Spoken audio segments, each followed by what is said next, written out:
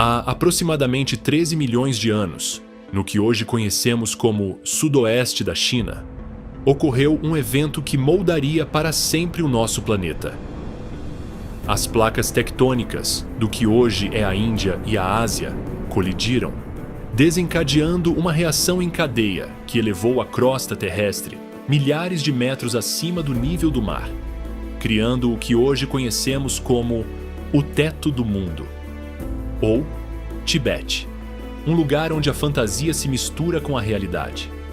O Tibete é uma região de aproximadamente 2,5 milhões de quilômetros quadrados no coração da Ásia Central, entre a Índia, o Nepal, o Butão e a Birmânia. A cerca de 4.900 metros acima do nível do mar, onde o ar já é difícil de respirar, erguem-se montanhas que parecem alcançar o céu e planícies infinitas que nos fazem duvidar se ainda estamos na Terra. Bem-vindo ao Tibete, o lugar mais alto do planeta, conhecido por muitos como o teto do mundo. Aqui, em um dos lugares mais isolados do mundo, a vida selvagem luta uma batalha constante pela sobrevivência.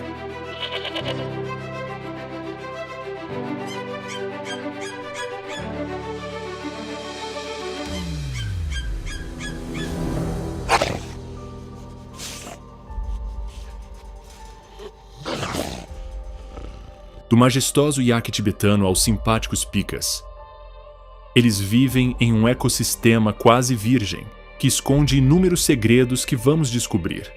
Esta vasta planície, que quase toca o céu, abriga cerca de 800 espécies de animais e mais de 5.000 espécies de plantas que desafiam a altura e fizeram do teto do mundo seu bairro acolhedor. O clima tibetano é único e representa um desafio para a vida.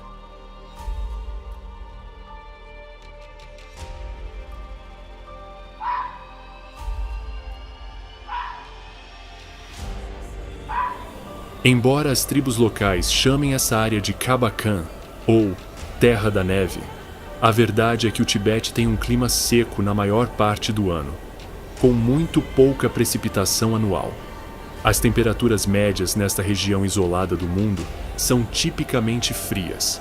No inverno, os termômetros podem chegar a menos 20 graus Celsius, com flutuações significativas ao longo do dia e da noite, e com ventos fortíssimos que varrem todo o Planalto, lembrando-nos de que estamos no topo do mundo.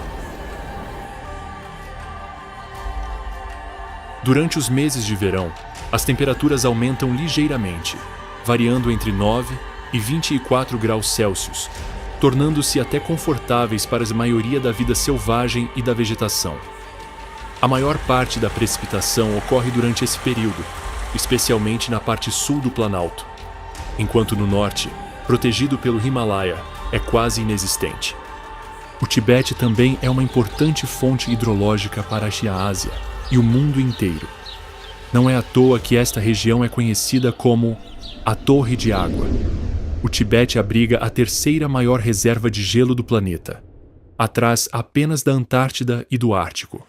Mas, ao contrário desses dois países, o derretimento das geleiras tibetanas não flui diretamente para o oceano, mas sim dá origem a muitos dos principais rios da Ásia, como o Rio Amarelo e o Yangtze. O Planalto tibetano é vasto.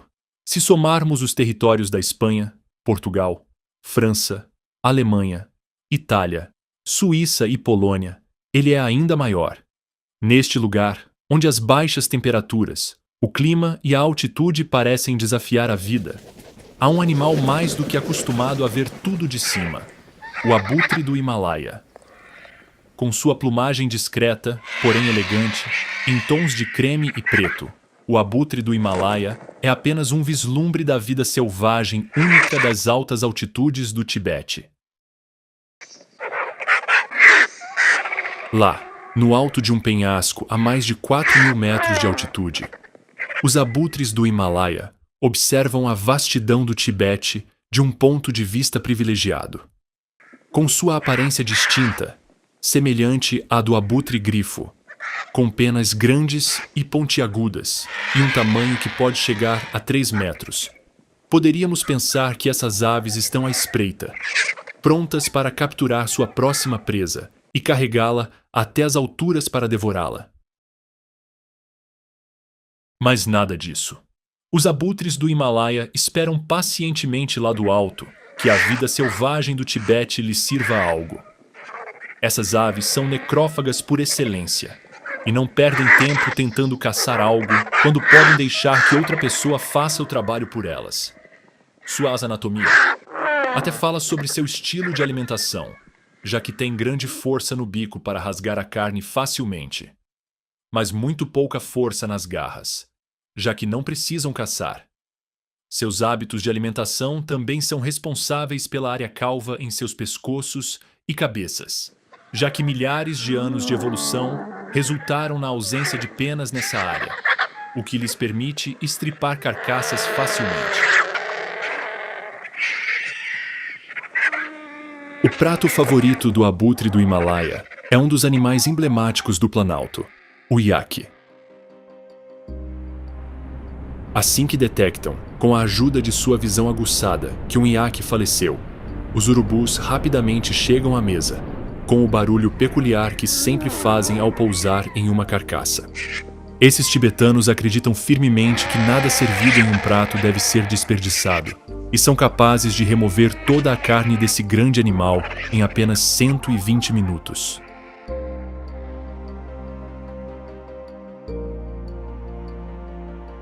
Os bandos de abutres do Himalaia são o pesadelo de qualquer animal que se encontre em seus últimos dias no Planalto tibetano, pois esses guardiões do céu são apenas uma premonição do que será seu destino inevitável. Esses abutres geralmente voam pelos céus em grupos de 10 a 20, todos com um apetite voraz e prontos para satisfazê-lo. Com a aproximação da época de reprodução em janeiro, os abutres do Himalaia começam a construir seus ninhos para cuidar dos ovos.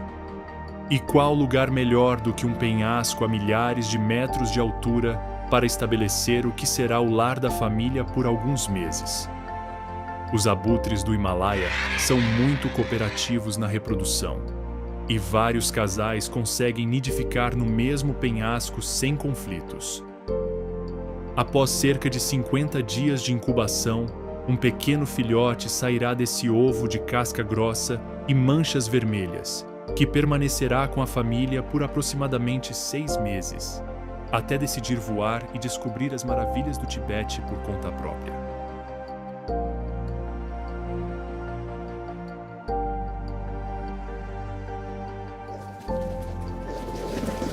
Embora a vida no Tibete seja selvagem e haja muitas incertezas, a única coisa certa é que o futuro deste jovem abutre do Himalaia será nas alturas.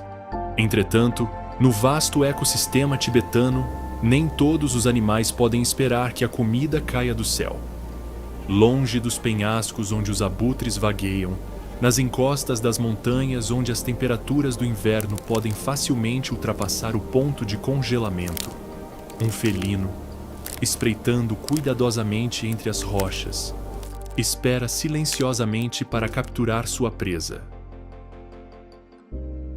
Capaz de saltar até 15 metros no ar e com uma pelagem cinza que o torna quase invisível para suas presas, confundindo-se com a paisagem gelada, quando o leopardo das neves, se aproxima, é impossível escapar. Este felino, que pode pesar até 55 quilos, pode caçar presas até 3 vezes maiores que ele. Por isso, praticamente nenhum animal está imune ao seu apetite voraz. De pequenos esquilos a cabras selvagens, veados, marmotas e ibex siberianos, o leopardo das neves causa medo na natureza em todo o planalto tibetano quando caça. Para atender às suas necessidades alimentares, o leopardo das neves precisa consumir aproximadamente o equivalente a uma ovelha azul do Himalaia por semana.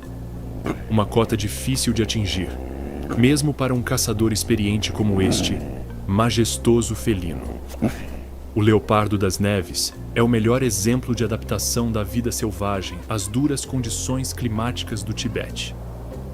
Habitando tipicamente as encostas das montanhas, onde a paisagem é pintada em tons de cinza e branco, sua pelagem o camufla perfeitamente com o ambiente ao redor. As patas deste felino são como botas de neve, ajudando-o a caminhar facilmente no terreno gelado que habita. Quando as baixas temperaturas do Tibete são incômodas, o que quase sempre acontece, o leopardo das neves fica mais do que feliz em fazê-lo, pois anos de evolução lhe deram uma pelagem espessa que pode atingir até 12 centímetros de espessura em algumas áreas. Ele também usa sua cauda extraordinariamente longa, que frequentemente chega a 100 centímetros de comprimento, como um cachecol, mantendo o resto do corpo aquecido e, quando chega a hora de caminhar pelos terrenos rochosos e íngremes que frequentemente habita, ajudando-o a manter o equilíbrio. Suas narinas grandes também permitem que ele aqueça o ar que respira, servindo como uma espécie de máscara. A rotina diária do leopardo das neves não costuma ser muito agitada. Entre cochilos e pausas para descanso, este felino passa até 18 horas por dia, economizando toda a sua energia para a caça, já que nem mesmo o glorioso rei das montanhas tibetanas sabe quando voltará a comer. Embora seja verdade que ver esse felino só possa levar a um rugido que ecoa por quilômetros na tranquilidade da estepe, o leopardo das neves é o único membro do gênero Panthera que não tem a capacidade de rugir. A vida do leopardo das neves no planalto tibetano costuma ser bastante solitária e elusiva. A vastidão da região é ideal para sua natureza territorial, já que um único indivíduo pode dominar até 1.000 quilômetros quadrados de território. Os horários de maior atividade para este grande felino são ao entardecer e ao amanhecer, quando os ibex, uma de suas presas favoritas, deveriam se esconder para seu próprio bem. Embora constituir família não seja uma tarefa fácil para o rei das montanhas, quando surge a oportunidade de encontrar uma fêmea no cio, eles não hesitam. As fêmeas desta espécie emitem um uivo característico, anunciando sua prontidão para a reprodução. Após o acasalamento, ambos os felinos iniciam uma marcha de 2 a 8 dias, durante a qual a fêmea procura um local rochoso para estocar restos de pelo para seus filhotes, enquanto o macho eventualmente parte. Após 90 a 100 dias de gestação, a mãe dá à luz 2 filhotes minúsculos. Como uma boa mãe solteira, ela cuidará de seus filhotes, amamentando-os e protegendo-os dos perigos do Tibete. Após 1 ano, os filhotes estarão prontos para buscar seus próprios territórios e continuar a reinar como reis das montanhas nesta majestosa região do planeta. Mas a vastidão do Tibete não abriga apenas predadores ferozes e necrófagos à espreita em busca da próxima presa. Entre as infinitas florestas desta região do mundo, existe um animal simpático que prefere levar as coisas mais devagar e viver a vida no seu próprio ritmo, devorando deliciosos galhos de bambu. Com sua pelagem preta e branca, de estilo retrô, característica do urso panda, o morador de um bairro tibetano dispensa apresentações. Seu comportamento gentil e calmo o torna um dos animais mais populares. Em um território onde a vida cotidiana costuma ser um desafio, o urso panda decidiu viver uma vida muito mais tranquila, vagando pela floresta em busca de galhos deliciosos de sua comida favorita: bambu. Com a preocupação que a escassez de alimentos na região pode representar para alguns animais, o panda esquece o complicado mundo da competição por comida, já que seu sistema digestivo se especializou em digerir as fibras dessa planta. Embora seja verdade que o sistema digestivo do panda seja semelhante ao dos carnívoros, ele decidiu se tornar vegetariano. Embora, de vez em quando, se um pequeno roedor cruzar seu caminho, ele não hesite em comê-lo como um lanche. O baixo valor nutricional do bambu significa que este adorável urso preto e branco precisa passar grande parte do dia devorando galhos. Aproximadamente 14 horas de sua rotina diária são gastas apenas com alimentação, e ele pode comer quase 40 quilos de bambu por dia. A abundância de bambu nas florestas tibetanas significa que esses dóceis ursos não precisam hibernar, pois têm um suprimento de alimento disponível o ano todo. Assim, enquanto o urso pardo tibetano, um parente próximo e também residente desta região, se preocupa em armazenar reservas de gordura para o inverno, o panda continua sua pacífica rotina diária, mesmo quando neva. A natureza pacífica e a aparência do panda não devem nos enganar. Este habitante do Tibete é um verdadeiro sobrevivente que se adapta às condições do seu ambiente. Num ambiente de temperaturas severas, o panda possui uma pelagem que serve como abrigo natural para suportar os dias em que os termômetros caem abaixo de menos 10 graus Celsius no Planalto. Da mesma forma, sua gordura corporal o ajuda a reter o calor que produz por mais tempo, prevenindo a hipotermia em um dos invernos mais rigorosos da Terra. Embora seu tamanho imponente, que pode chegar a 150 quilos, faça os pandas parecerem desajeitados e lentos, a verdade é que eles são excelentes escaladores de árvores, habilidade que aprendem desde pequenos para se proteger de potenciais predadores e marcar seu território de cima. A vida de um panda é geralmente solitária, e cada adulto tem um território bem definido para evitar problemas com outros membros da espécie. Essa harmonia entre vizinhos na floresta tibetana é quebrada quando chega a época de acasalamento, na primavera, quando até 5 machos podem competir por uma única fêmea. Aqui, os pandas deixam de lado sua reputação de pacifismo e ternura para conquistar o direito de acasalar com uma fêmea que, curiosamente, viajou longas distâncias para encontrar seu pretendente. Somente o panda mais forte será capaz de estender sua linhagem e produzir descendentes que darão continuidade ao estilo de vida tranquilo desses vegetarianos geralmente pacíficos. Enquanto os pandas machos travam uma batalha campal para ver quem consegue conquistar a cobiçada fêmea.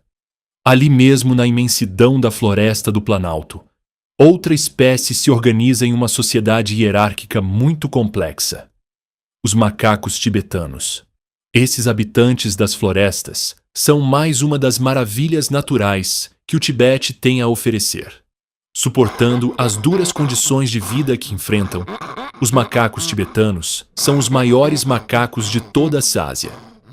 Os machos da espécie podem pesar até 20 quilos e medir até 60 centímetros.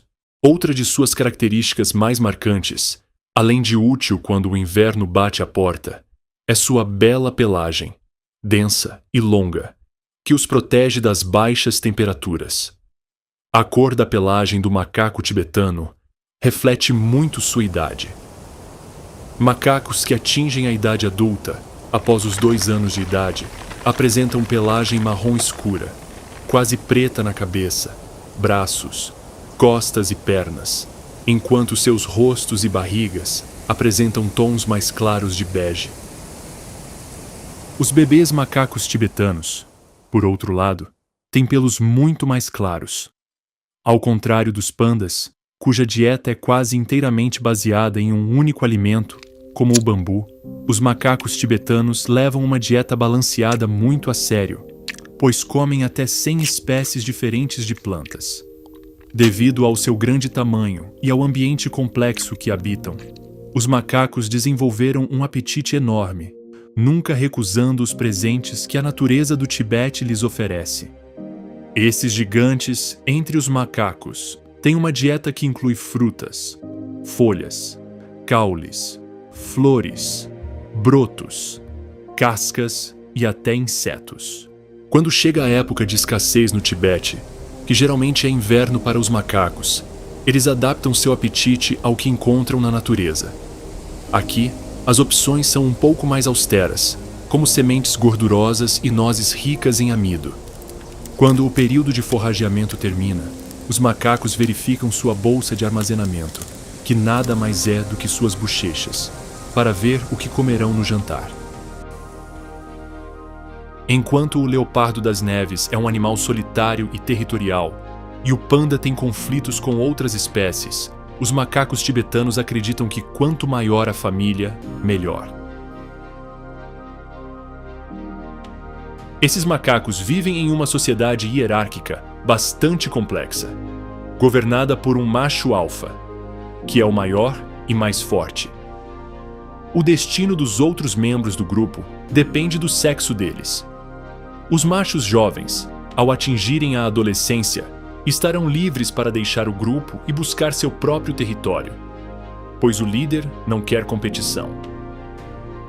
No caso das fêmeas, elas permanecerão no grupo em que nasceram por toda a vida, é claro, desde que estejam dispostas a agradar o alfa. Como em qualquer sociedade hierárquica, o macho alfa é aquele com acesso às melhores fêmeas, bem como à comida mais deliciosa. A vida no Tibete não parece tão ruim para este animal imponente, em uma posição privilegiada em uma das florestas mais remotas da Terra. Mas o reinado do alfa não durará para sempre. Com o passar do tempo e os anos começando a cobrar seu preço, o alfa é constantemente desafiado por outros machos que desejam sua posição cobiçada. Com um alfa enfraquecido e concorrentes cada vez mais jovens e fortes, uma mudança de poder é mais do que garantida. Outro evento importante que ocorre frequentemente em grupos de macacos no Tibete é a divisão. Quando um grupo cresce significativamente em número, chegando a 40 ou 50 membros, os recursos começam a escassear e os membros mais jovens geralmente decidem partir para formar um grupo menor, onde sua sobrevivência é mais fácil. Esta é, sem dúvida, uma aposta arriscada, e somente o tempo e a vida selvagem tibetana determinarão se foi a decisão certa. Enquanto os macacos tibetanos deixam o grupo, enfrentando um futuro cheio de incertezas e esperança de uma vida melhor, fazemos uma caminhada pelas pastagens do Tibete. Em um lugar onde durante o verão, todos os espaços ficam repletos de animais e vida selvagem, encontramos uma espécie à qual o ecossistema tibetano deve muito: o pika. O pika é o menor mamífero encontrado em todo o Planalto. Pesando apenas 140 a 300 gramas, esses pequenos trabalhadores veem no trabalho duro e na engenhosidade a única maneira de sobreviver às duras condições de vida no Tibete. Os pikas não são apenas uma espécie animal, mas sim um gênero inteiro que inclui 29 espécies notavelmente uniformes, e o Tibete abriga muitas delas, muito parecidos com porquinhos da Índia comuns, cobertos por pelos grossos em vários tons de marrom e com uma aparência completamente inofensiva. Talvez seja difícil acreditar que esses animais delicados sejam verdadeiros sobreviventes e que muitas outras espécies tibetanas dependam inteiramente de sua existência. Os pikas desempenham um papel muito importante no delicado ecossistema tibetano. Como pequenos herbívoros, passam grande parte do tempo forrageando nas pastagens, frequentemente cavando em busca de sementes ou brotos, oxigenando assim o solo do Planalto e ajudando a preservá-lo. Quando não estão vagando pelas pastagens em busca de alimento, os pikas provavelmente são encontrados em suas tocas rudimentares. Em seus lares aconchegantes, eles costumam se proteger dos predadores abundantes em seu habitat, além de armazenar alimentos para o rigoroso inverno tibetano. E por falar em inverno, um dos segredos para a sobrevivência dos pikas nessas temperaturas gélidas é se preparar com bastante antecedência. Como esses pequenos mamíferos não hibernam, não precisam ganhar peso antes que o frio chegue ao Planalto. Em vez disso, passam o verão inteiro estocando todos os tipos de gramíneas, arbustos, líquens e musgos, para que, quando a estação de escassez chegar, estejam bem preparados. Embora seja verdade que os pikas se sintam mais do que confortáveis em temperaturas abaixo de 25 graus Celsius, quando o inverno tibetano chega, Eles não têm escolha, a não ser se esconder em suas tocas. Durante essa época do ano, apesar de não hibernarem, os picas desaceleram seu metabolismo em até 30% para gerenciar melhor suas reservas de alimento. Embora nessas condições um punhado de gramíneas possa valer seu peso em ouro, os picas são muito cooperativos e geralmente compartilham comida com seus companheiros de toca. É claro que sempre há alguns picas que querem abusar dessa hospitalidade e buscam saquear reservas de alimento próximas. Nesses casos, frequentemente surgem altercações entre esses pequenos mamíferos para proteger o trabalho árduo que realizam durante o verão. Por mais bem planejados que os picas sejam com seus preparativos de inverno, nunca se sabe quando o Planalto tibetano trará mais dias gelados do que o normal. E muitas vezes, a comida armazenada não é suficiente para todos. Aqui, o pica é forçado a fazer algo inesperado, mas que demonstra um pouco da engenhosidade e da vontade de viver deste animal. Ele sai de sua toca e encontra um alimento que pode não ser muito refinado, mas que atende às suas necessidades nutricionais: as fezes do glorioso iaque selvagem. Com toda a vegetação do campo varrida e seus estômagos roncando mais alto do que nunca, os picas fazem o que precisam para sobreviver e se sustentar até que o ecossistema do Tibete lhes conceda outro amanhecer ensolarado. Embora provavelmente não estejam felizes com isso, os picas ocupam um lugar crucial na cadeia alimentar tibetana. Quando presas de médio porte são escassas, devido às condições adversas do Planalto, os picas representam uma boa fonte de alimento para espécies como raposas, falcões e doninhas, e são até mesmo o alimento favorito do urso pardo. Embora os picas representem um gênero muito diverso de espécies que habitam o Planalto tibetano, há um animal que é o único sobrevivente de sua família taxonômica, um símbolo de sobrevivência mesmo quando seu habitat está ameaçado: o panda vermelho. Apesar do nome, o panda vermelho não tem nada a ver com o urso gigante preto e branco que vive nas florestas tibetanas. Na verdade, ele é mais parente dos guaxinins.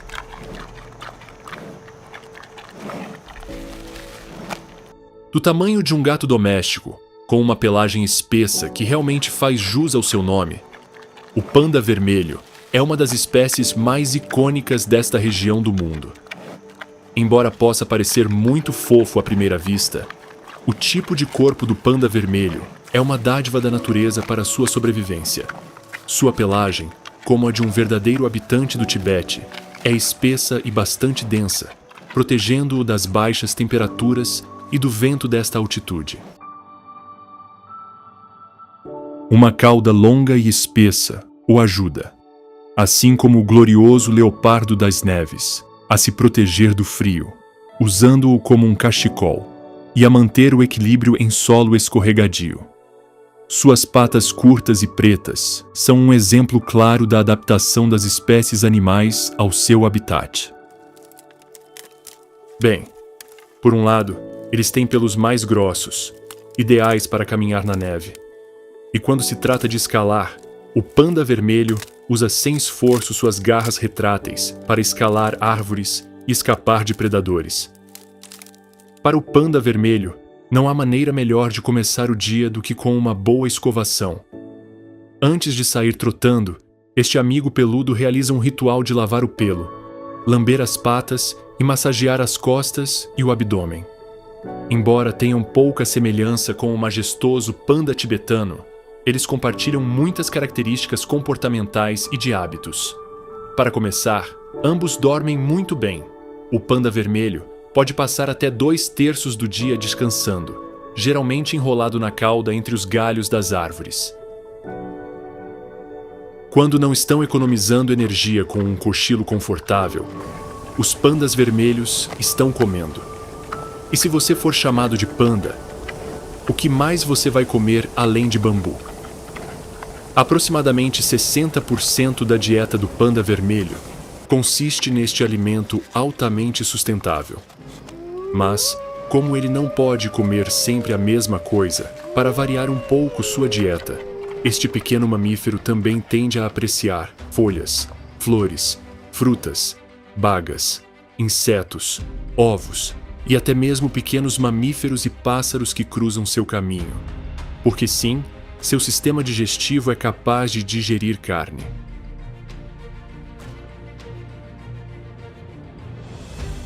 Quando você não tem mais de 60 centímetros de altura e mora em um bairro tão selvagem quanto a floresta tibetana, é preciso saber se defender, pois sua aparência não inspira muito medo.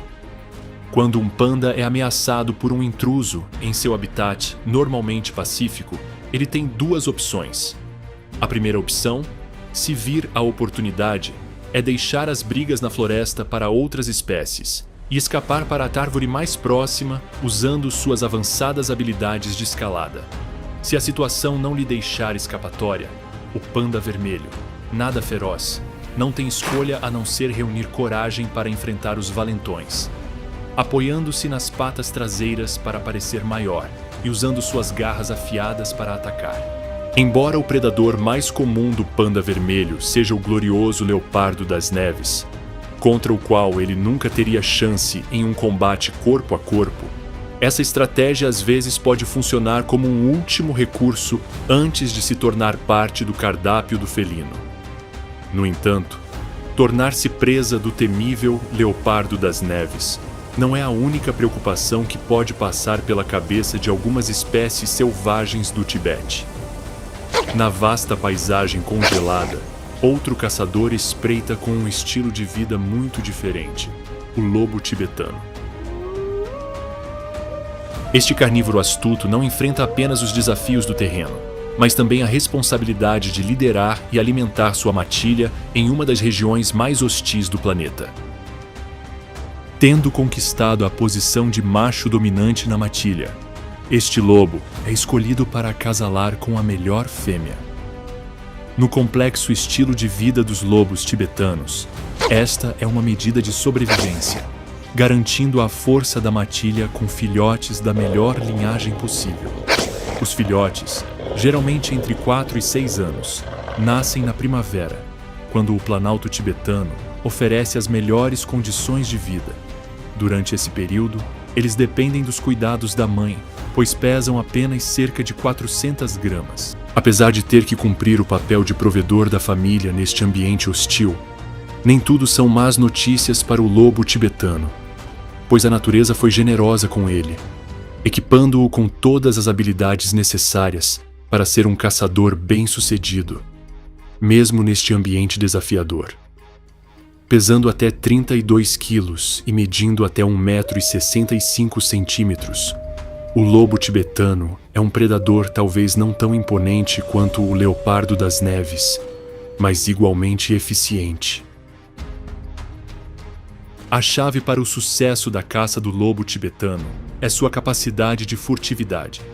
Com uma pelagem que varia sazonalmente entre branco, marrom, amarelo e preto, o lobo tibetano se esconde perfeitamente entre a vegetação enquanto persegue sua presa. Quando o lobo o descobre, quase sempre é tarde demais, pois o lobo tibetano pode atingir velocidades de até 40 km por hora. A maioria de suas presas, em comparação, viaja em câmera lenta, tentando não ser a refeição que o lobo tibetano levará para sua linda família. A dieta desses parentes muito próximos dos lobos do Himalaia é bastante variada e consiste em qualquer animal selvagem tibetano que encontre ao seu alcance de mordida. As presas mais frequentes deste canino são veados e outros mamíferos de grande porte, como as cabras azuis do Himalaia, que já têm bastante dificuldade em serem alvos do leopardo das neves. Claro, quando o objetivo da caça é mais desafiador, sempre há a opção de caçar em matilha.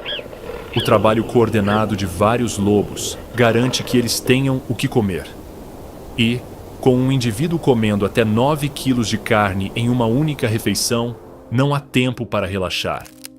Mas as condições no Tibete às vezes fazem com que esses lobos não sejam muito exigentes com o cardápio.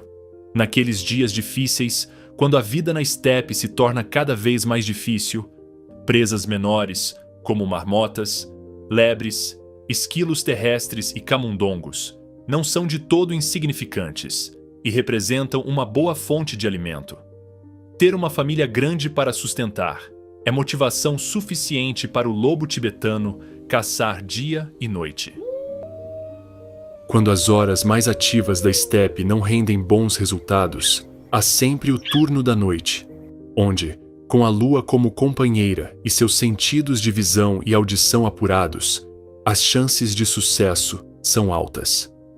Enquanto isso, a loba fica em casa, em uma toca confortável que protege os filhotes dos perigos potenciais da estepe. Após 3 semanas de amamentação, os filhotes estão prontos para comer a carne que seus pais regurgitam pela primeira vez. Isso lhes dará todos os nutrientes necessários para crescerem saudáveis e fortes, em um ambiente onde não há espaço para os fracos. Aos poucos, os filhotes se juntarão ao trabalho da matilha, aprendendo com os pais e assumindo um papel mais ativo na caça. Quando atingirem a maturidade sexual, por volta dos 2 anos de idade, eles estarão prontos para procurar uma fêmea, em um novo território, e começar sua própria família, onde todo esse ciclo mágico começará novamente. Mas a vida selvagem do Tibete não se expressa apenas em criaturas imponentes e ferozes, como o lobo tibetano. Há também espécies que, embora não sejam particularmente notáveis por seu tamanho ou agressividade, se adaptaram surpreendentemente a este ecossistema majestoso e fizeram do Tibete seu refúgio pessoal, como a simpática marmota do Himalaia. Talvez, a cerca de 5.200 metros acima do nível do mar, um dos animais que menos esperaríamos encontrar seja uma marmota fofinha. Mas não se engane. O que falta à marmota em tamanho e ferocidade, ela compensa em astúcia e planejamento. As marmotas são o exemplo perfeito de que a sobrevivência no Tibete não requer grandes garras ou chifres, nem requer ser um mestre caçador. No meio dos prados alpinos do Tibete, na fronteira entre as florestas dominadas por pandas e as áreas mais frias, onde o leopardo das neves reina supremo, as marmotas têm um ninho de tocas mais do que invejável. Quando se trata de um roedor terrestre, com não mais de 70 centímetros de altura, vivendo em um dos lugares mais selvagens do planeta, as marmotas do Himalaia sabem que ter um bom abrigo é importante. Eles podem construir tocas de até 10 metros de profundidade para sobreviver ao nada amigável inverno tibetano. Considerando que as marmotas do Himalaia passam cerca de 8 meses por ano hibernando em suas tocas, é aconselhável ter um espaço confortável, onde elas possam se enrolar e ficar longe das temperaturas severas e dos predadores que, nos dias em que a comida é escassa, sonham em ter uma marmota para o jantar. As marmotas do Himalaia são planejadoras por excelência. Assim que a primavera chega e as baixas temperaturas passam, a contagem regressiva começa para se preparar para o inverno que se aproxima. O objetivo de uma marmota do Himalaia é triplicar seu peso durante os meses abundantes do planalto tibetano. Para isso, elas se alimentam de uma grande variedade de gramíneas, preferindo plantas com flores por seu maior valor nutricional. Para as marmotas do Himalaia, se o tempo de alimentação for limitado, elas não o desperdiçarão com junk food, que neste caso seriam plantas velhas, ricas em alcaloides. Mas, dada a aparência amigável e brincalhona desses roedores, é fácil deduzir que nem tudo é trabalho. As marmotas do Himalaia também sabem se divertir em seu precioso tempo fora da toca. Sendo animais muito sociáveis, as interações entre os vizinhos da toca não demoram a acontecer. Uma das brincadeiras favoritas das marmotas do Himalaia é a brincadeira de luta, em que parece que toda aquela ternura foi deixada de lado e as marmotas começaram uma batalha campal, mas não há nada com que se preocupar, é apenas uma brincadeira. É claro que toda essa diversão pode muitas vezes parar de repente, pois não podemos esquecer que estamos no meio de uma das áreas mais ricas em vida selvagem do planeta, e o tamanho e a ferocidade das marmotas não inspiram exatamente admiração. Para se protegerem de seus inúmeros predadores, as marmotas possuem um sofisticado sistema de alarme. Assim que avistam um predador à espreita, a sentinela soa o alarme com um grito característico. Este é o chamado para que todos os membros da comunidade deixem de lado suas tarefas diárias e se refugiem dentro da toca. O papel de guarda é geralmente atribuído aos machos adultos na toca. Sua função é fundamental porque, enquanto identificam perigos potenciais, o restante da comunidade pode se alimentar sem interrupções, garantindo a sobrevivência da toca. Essa atitude de bom samaritano dos machos adultos é apenas um exemplo de quão eficiente e bem organizada é a sociedade das marmotas do Himalaia.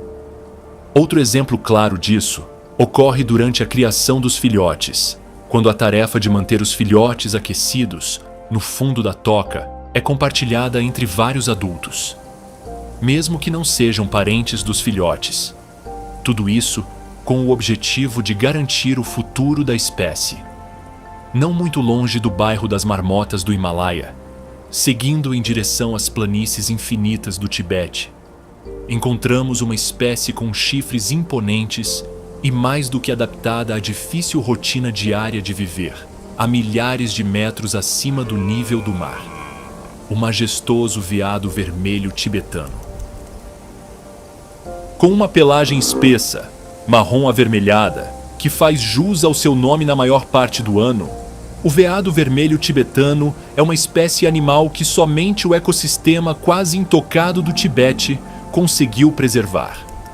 A majestade dessa espécie herbívora nos lembra da grande biodiversidade encontrada no Planalto tibetano, em suas florestas, montanhas, charnecas e planícies.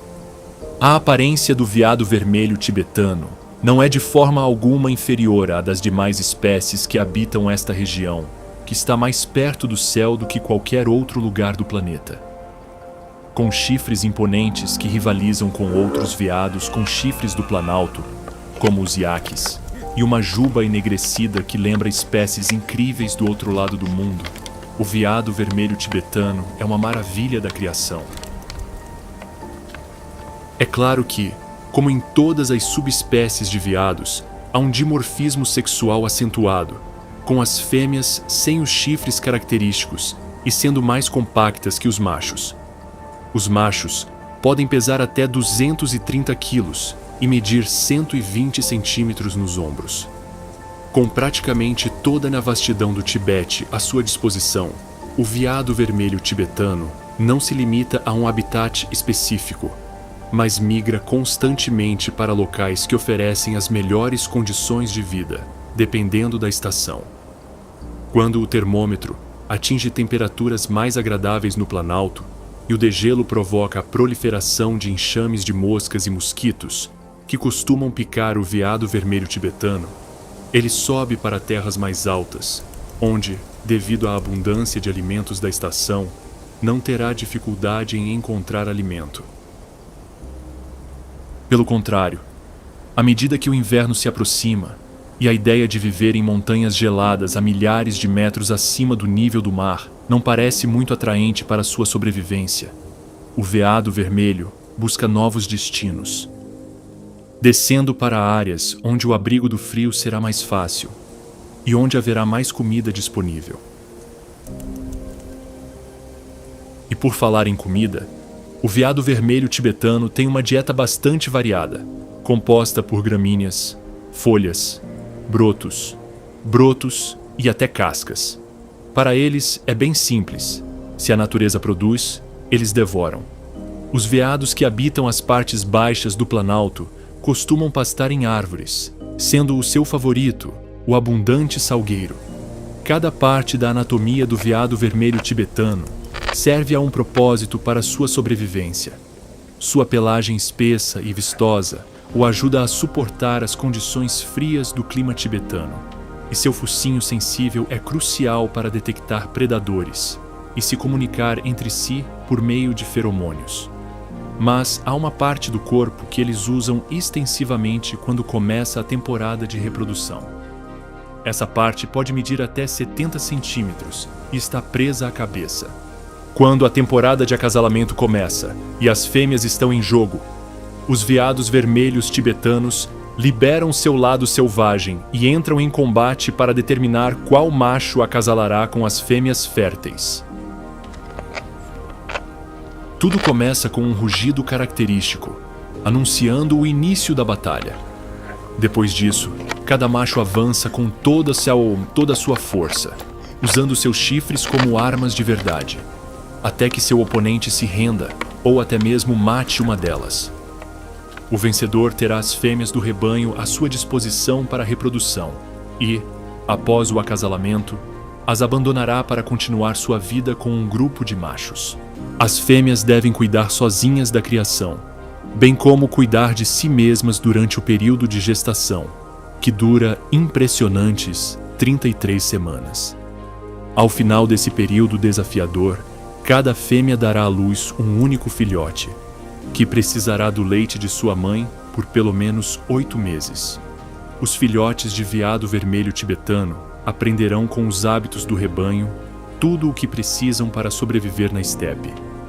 Ao atingir a maturidade, que geralmente ocorre entre 3 e 4 anos de idade, os machos deixam o rebanho para explorar novos horizontes por conta própria, enquanto as fêmeas permanecerão no grupo, onde, ao atingirem a maturidade sexual, estarão prontas para a chegada da temporada de acasalamento, quando os machos mais uma vez se envolvem na batalha pelo privilégio de se reproduzir, reiniciando o ciclo de vida deste majestoso herbívoro.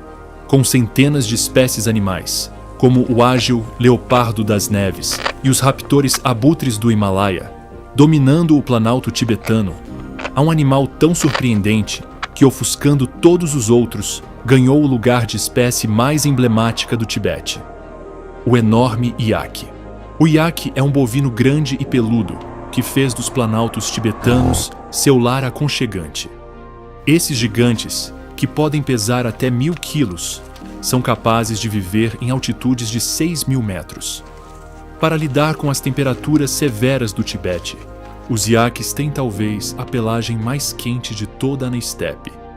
A pelagem do iaque é impressionantemente longa em todo o corpo, especialmente no abdômen, onde frequentemente atinge o chão. Essa espessa camada de pelagem, tão negra quanto o céu tibetano nas noites de inverno, juntamente com sua alta porcentagem de gordura corporal, constitui uma espécie de sistema de aquecimento pessoal, permitindo que o iaque permaneça imperturbável, mesmo quando o restante da vida selvagem do Planalto não está se divertindo. A majestade do iaque compele a Mãe Natureza a coroá-lo Rei do Tibete, e que coroa melhor do que um par de chifres, com mais de 1 metro de comprimento, adornando sua cabeça. Estes crescem quase horizontalmente a partir da cabeça, e depois se curvam para cima e para dentro, dando-lhes seu formato característico. Quando se trata de alimentação, o iaque abandona todas as pretensões de ser realeza tibetana e mantém uma dieta simples. A capacidade de se adaptar à disponibilidade de alimentos neste canto isolado do mundo é o que o torna um especialista em sobrevivência em grandes altitudes. Sua dieta consiste principalmente de gramíneas, arbustos, musgos e líquens. Graças ao seu sistema digestivo bem desenvolvido, ele consegue absorver nutrientes, até mesmo de alimentos com baixo teor de proteínas ou minerais. O iaque é, de longe, o habitante ideal do Tibete. Apesar de se tornarem bovinos impressionantes, pesando até 1 tonelada, são escaladores incrivelmente bons e se adaptam a praticamente qualquer terreno em seu habitat. Quando a comida escasseia em um lugar, os iaques rapidamente buscam novos horizontes, onde possam satisfazer suas modestas necessidades nutricionais. Seu olfato apurado serve como uma bússola, permitindo-lhes detectar boas pastagens. Enquanto alguns iaques vivem solitários, sem companhia além das estrelas, que parecem estar mais próximas a esta altitude, outros optam por viver em grupos de até 12 indivíduos. A convivência diária entre os iaques costuma ser pacífica e ajuda muito a mantê-los unidos nos dias rigorosos de inverno. Quando os meses mais quentes chegam ao Tibete, o iaque adota novos hábitos, já que não precisa estar em modo de sobrevivência máxima. Com uma pelagem tão espessa, útil no inverno, mas não tão útil no verão, muitos iaques optam por passar um tempo diferente e dar um mergulho em qualquer um dos afluentes próximos. Por estarem localizados em uma das reservas de água mais importantes do mundo, eles não têm dificuldade em encontrar uma piscina rasa, ao contrário de espécies como cabras azuis do Himalaia, picas e veados vermelhos do Tibete, que vivem na periferia, sendo alvos dos maiores predadores da região. O iaque está no outro extremo, sem predadores naturais. Embora seja verdade que filhotes sejam ocasionalmente atacados por lobos tibetanos e leopardos das neves, estes são muito esporádicos, e os adultos geralmente não se sentem ameaçados pelos predadores ferozes do Planalto. Com isso, o iaque se destaca, sem dúvida, como a espécie dominante no Tibete, possuindo todas as características de um sobrevivente perfeito das duras condições deste canto do mundo. Embora existam muitas maneiras de descrever essa espécie, imponente, majestosa ou colossal, selvagem não é o adjetivo que melhor se adequa a esses bovinos, visto que muitos iaques foram domesticados pelos tibetanos locais. Esses gigantes são o motor que impulsiona o desenvolvimento dos assentamentos humanos, servindo como animais de carga e fornecendo um imenso suprimento de lã, leite e carne. Embora os assentamentos humanos devam muito ao resiliente iaque, a verdade é que os bovinos não se beneficiaram em nada dessa relação. A domesticação do iaque, iniciada há cerca de 3.000 anos no Planalto tibetano, reduziu a espécie a apenas aproximadamente 10.000 indivíduos adultos. A caça ilegal desses gigantes, bem como seu cruzamento com rebanhos bovinos, fez com que o iaque fosse atualmente classificado como uma espécie vulnerável. É claro que muitos esforços estão em andamento para preservar este grande espécime. Hoje, o iaque é uma espécie protegida em toda a China, e diversas reservas foram criadas para incentivar sua reprodução na natureza. Mas o imponente iaque não foi a única espécie afetada pelas mudanças climáticas neste lugar quase surreal do nosso planeta. De acordo com vários estudos, o Planalto tibetano está aquecendo a uma taxa 3 vezes mais rápida que o resto da Terra. Isso está causando o desaparecimento das abundantes geleiras, que abrigam criaturas incríveis, como o Rei das Montanhas, o Leopardo das Neves, criando uma crise neste ecossistema que até poucos anos atrás era considerado virgem. A desertificação é outro fenômeno que está causando estragos na vida selvagem do Tibete. Com as mudanças bruscas de temperatura no Planalto, o que até poucos anos atrás poderiam ter sido prados alpinos, onde as marmotas do Himalaia tinham seus complexos sistemas de escavação, agora se tornaram desertos desolados, onde a vida selvagem é elusiva e a vegetação desapareceu, talvez para nunca mais retornar. A instabilidade das nascentes dos rios devido ao derretimento repentino das geleiras está alterando os habitats de centenas de espécies de uma só vez. Nos riachos que antes alimentavam o crescimento dos salgueiros, que o veado vermelho tibetano comia, hoje restam apenas pequenas poças d'água. E mesmo nos verões mais quentes, nem isso. As florestas tibetanas, e com elas todas as suas espécies animais, também estão sendo seriamente afetadas pelas atividades humanas na área. O desmatamento destruiu florestas densas que abrigavam espécies como o dócil panda e os rebanhos de macacos tibetanos. Mas a transformação do ecossistema tibetano não se deve apenas às atividades humanas nesta região da Ásia. Cientistas demonstraram que a queima de florestas na Amazônia, a mais de 20.000 quilômetros do habitat do iaque, influencia as temperaturas no Planalto tibetano. Em um sistema complexo que envolve padrões de circulação atmosférica e oceânica, Partículas de poeira causadas pela queima de vastas florestas na América do Sul viajam metade do mundo, aquecendo a atmosfera e causando o infame efeito estufa. Isso, e a importância do sistema fluvial do Tibete para o mundo, significa que sua preservação não é mais uma questão exclusiva da China, mas sim uma preocupação global. A boa notícia é que centenas de organizações estão trabalhando para preservar este canto importante e biodiverso do nosso planeta. Embora a tarefa seja desafiadora, os animais que vivem no Tibete merecem um esforço conjunto de todos nós para preservar seu habitat. Se você gostou de ouvir as histórias de animais dos sobreviventes do teto do mundo e gostaria de continuar aprendendo mais sobre as maravilhas naturais do nosso planeta, curta este vídeo e comente sobre o seu animal favorito. Você também pode se inscrever e ativar o sininho de notificação para ficar por dentro das nossas novas histórias sobre a vida selvagem. Até a próxima com mais histórias de animais.